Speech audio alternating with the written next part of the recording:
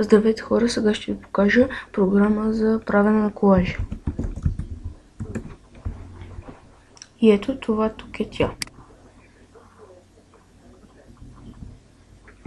Ето, сваляте си, изтегляте си това приложение, ето тук, след като го инсталирате, то ще ви излезе ето така. За да си направите колаж, натискате ето тук.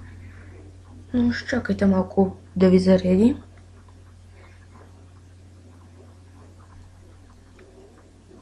И ето, след като ви заредило, избирате си тук какви снимки да си сложите. И след това натискате ето тук, за да запаметите. Тук си избирате едно от тези тук. Тук в коя папка да бъде запаметено, аз избирам в работния плод. И тук най-голямо качество може да бъде до 5000.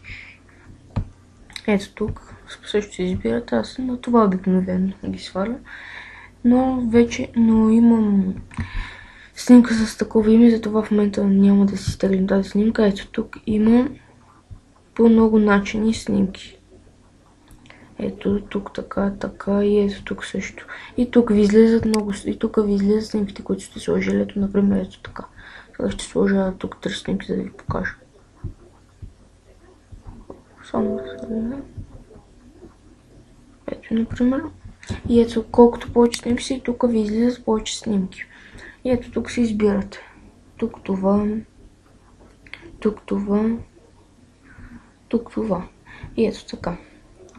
След като си избирате, запаметява снимката. И ако искате да се върнете назад, да не изключвате приложението отново, натискате само ето тук. Yes.